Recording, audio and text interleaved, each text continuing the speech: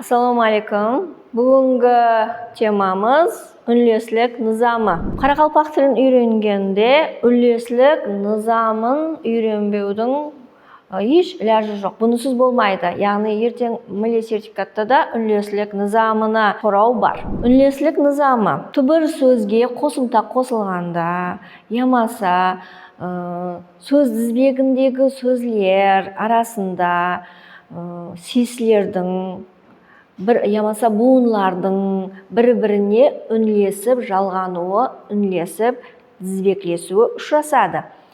Мысалы, балаға, кемеге деген сөзімізде бұл жерде балаға, кемеге сөзлерінде дауыслы сеслер жуан жіңішкелігі бойынша үнлестірді. Теректің жазға деген сөзлерде болса, түбір менен қосымта арасындағы сеслер үнлі, үнсіз болып, бір-біріне үнлесіп жалғанған.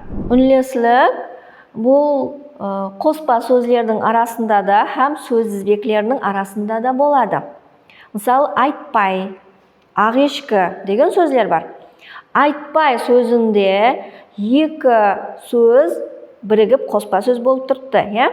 Айты сесі, бірінші түбірдегі т сесі, кейінгі бай қосымтасында б сесін т үнсіз п-ға айландырып тұр. Айтқан уақытымызда айтпай.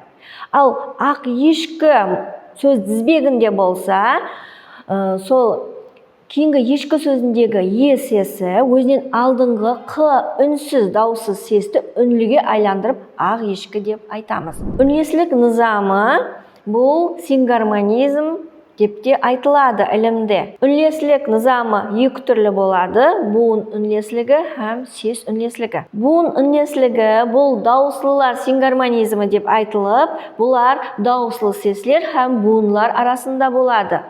Буын үнлеслігі екі түрлі болады: ол таңлай үнлеслігі һәм ерін үнлеслігі. Таңлай үнлеслігінде дауыслы сеслер һәм буынлар арасындағы үнлеслік болады.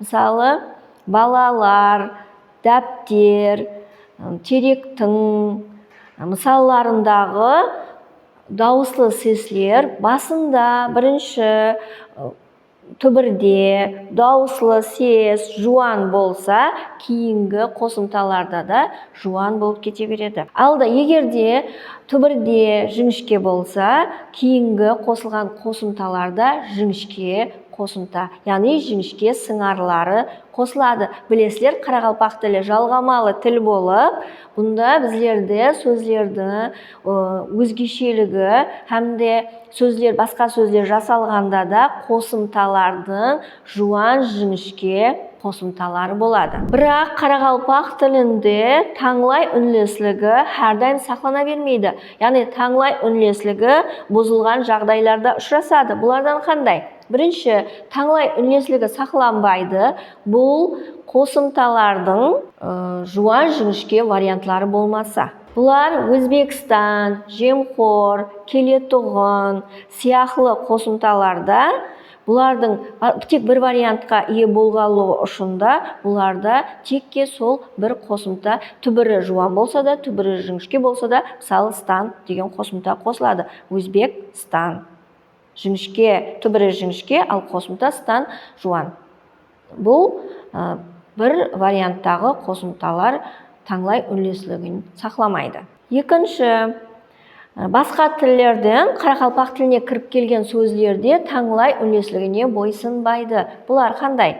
Инсан, мұғалім, кітап сияқлы сөздер таңлай үнлеслігін сақламайды.